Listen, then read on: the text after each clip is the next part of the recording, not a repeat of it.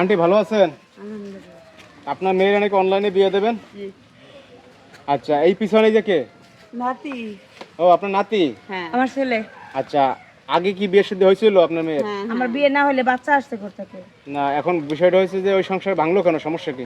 সমস্যা জামাই ভালো ছিল না, নেশা করতো, মারধর করতো আমার মেয়েকে, এর লেগে ডিভোর্স করে নিয়েছে। ও, এই জন্য ডিভোর্স দিয়ে নিয়ে আসছেন? জি। এখন আবার বিয়ে দিতে যাচ্ছেন? এই যে ঘটকের মাধ্যমে আপনারা বিয়ে দিতে পারেন না? না, ঘটকের মধ্যে বিয়ে দেবো না, ওরকম পাত্র তো একবার পাইছি, দিছি, অবস্থা তো মনে করে বুঝতেছে না। আর এখন হচ্ছে অনলাইনে দেখতেছি ভালো ভালো পাত্র পাওয়া যায়, লেগে সিদ্ধান্ত নিছি যে অনলাইন থেকে বিয়ে দেবো। আর ওই যে বাইরে এখন অনলাইনের যুগ, এখন আর ঘটকের ওই পিছনে যে বাইরে দেখছেন একতলা, ওটা আমি লিখে দেবো, আমি লিখে যা দিয়ে। মানে আপনার মেয়ের যে বিয়ে করবে তারে হচ্ছে ওই পিছনে বাড়িটা লিখে দেবেন? জি। একতলা বাড়ি লিখে দেবেন? জি। আচ্ছা, আপনাদের লোকেশনটা কোথায় এটা?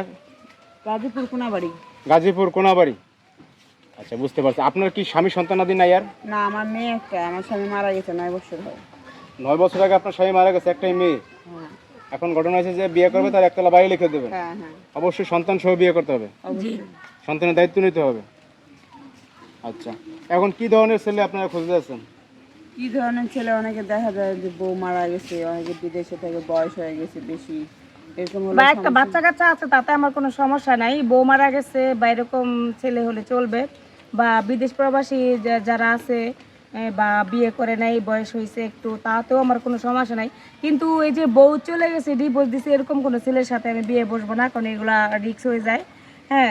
আর সংসারে টিকে নাকি? না, আর ওর যদি একটা না 2টা বাচ্চাও থাকে তা তো আমার সমস্যা নাই, কারণ আমার মা বাবার একটা মাত্র সন্তান আমি। আমার যে সম্পত্তি আছে সেটা আমার স্বামীর, আমার বাচ্চাদের হবে, যেহেতু আমার একটা বাচ্চা।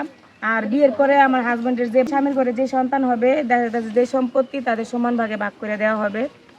আর এখানে কথা হয়েছে, আমি ওরকম ছেলে পাইলে বিয়ের দিনেই আমি বাড়িটাও ছেলের নামে লিখে দেব, কারণ যে ওর মনে সংযোগ থাকতে পারে, সেজন্য আমি আগে ভাগে বাড়িটা ওর নামে লিখে দেবো। তাহলে ওর বাড়ি ওর সন্তানের জন্য রাখবে না ওর নিজের জন্য রাখবে, সেটা হচ্ছে পরের পারপাস।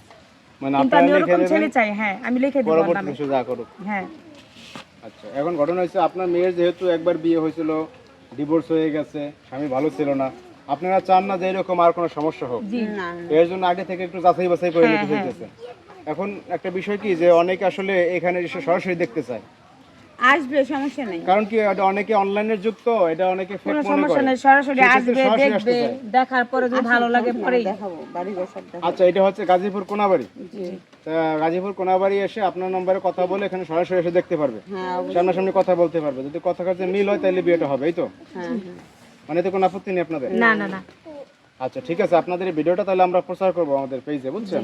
এখান থেকে যদি কেউ নক দেয় বা কথা বলতে চায়, অবশ্যই তাহলে আপনারা কথা বলে নেবেন। আর আন্টি, আপনার নাম্বারটা আমরা দিয়ে দেবো, কেমন? কথা বলে নিয়ে।